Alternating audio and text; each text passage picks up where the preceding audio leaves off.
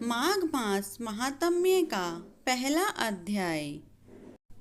एक समय श्री सूतक जी ने अपने गुरु श्री व्यास जी से कहा कि गुरुदेव, कृपया करके आप मुझे माघ मास का महात्म्य कहिए, क्योंकि मैं आपका शिष्य हूँ। व्यास जी कहने लगे कि रघुवंश के राजा दिलीप एक समय यज्ञ के स्नान के पश्चात पैरों में जूते और सुंदर वस्त्र पहनकर शिकार की सामग्री से युक्त कवच और शोभायमान आभूषण पहने हुए अपने सिपाहियों से घिरे हुए जंगल में शिकार खेलने के लिए अपनी नगरी से बाहर निकले। उनके सिपाही जंगल में शिकार के लिए मृग, व्याघ्र, सिंह आदि जंतुओं की तलाश में इधर उधर फिरने लगे। उस वन में वनस्थली अत्यंत शोभा को प्राप्त हो रही थी। कहीं कहीं मृगों के झुंड फिरते थे, कहीं गिद्ध अपना भयंकर शब्द कर रहे थे, कहीं गैंडों का समूह हाथियों के समान फिर रहा था, कहीं वृक्षों के कोटरों में बैठे हुए उल्लू अपना भयानक शब्द कर रहे थे, कहीं सिंहों के पदचिन्हों के साथ घायल मृगों के रक्त से भूमि लाल हो रखी थी, कहीं दूध से भरी थनों वाली सुंदर भैंसें फिर रही थीं, कहीं पर सुगंधित पुष्प, हरी भरी लताएं वन की शोभा बढ़ा रही थीं। कहीं बड़े बड़े पेड़ खड़े थे तो कहीं पर उन पेड़ों पर बड़े बड़े अजगर और उनकी केंचुलियां भी पड़ी हुई थी। उसी समय राजा के सिपाहियों के बाजे की आवाज सुनकर एक मृग वन में से निकलकर भागने लगा और बड़ी बड़ी चौकड़ियां भरता हुआ आगे बढ़ा। राजा ने उसके पीछे अपना घोड़ा दौड़ाया, परंतु मृग पूरी शक्ति से भागने लगा। मृग कांटेदार वृक्षों के एक जंगल में घुसा और राजा ने भी उसके पीछे वन में प्रवेश किया, परंतु दूर जाकर मृग राजा की दृष्टि से ओझल होकर निकल गया। राजा निर्जन वन में अपने सैनिकों सहित प्यास के मारे अति दुखी हो गया।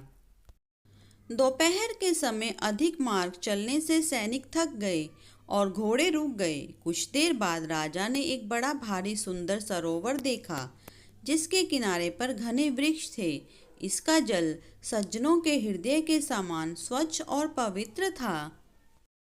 सरोवर का जल लहरों से बड़ा सुंदर लगता था। जल में अनेक प्रकार के जल जंतु, मछलियां आदि स्वच्छंदता से इधर उधर फिर रही थीं। दुष्टों के समान निर्दयी चित्त वाले मगरमच्छ भी थे। किसी किसी जगह लोभी के समान सेमाल भी पड़ी हुई थी।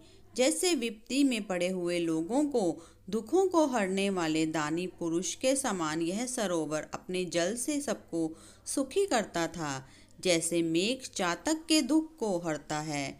इस सरोवर को देखकर राजा की थकावट दूर हो गई। रात्रि को राजा ने वहीं विश्राम किया और सैनिक पहरा देने लगे और चारों तरफ फैल गए। रात के अंतिम समय में शूकरों के एक झुंड ने आकर सरोवर में पानी पिया और कमल के झुंड के पास आया। तब शिकारियों ने सावधान होकर शूकरों पर आक्रमण किया और उनको मारकर पृथ्वी पर गिरा दिया। उस समय सब शिकारी कोलाहल करते हुए बड़ी प्रसन्नता के साथ राजा के पास गए और राजा प्रभात हुआ देखकर उनके साथ ही अपनी नगरी की तरफ चल पड़ा। जिसका शरीर तपस्या और नियमों के कारण बिल्कुल सूख गया था, जो मृगछाला और वलकल पहने हुए था और नख रोम तथा केश धारण किए हुए था।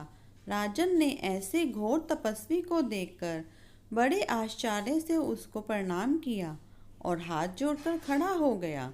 तपस्वी ने राजा से कहा कि हे राजन, इस पुण्य शुभ माघ में इस सरोवर को छोड़कर तुम यहाँ से क्यों जाने की इच्छा करते हो?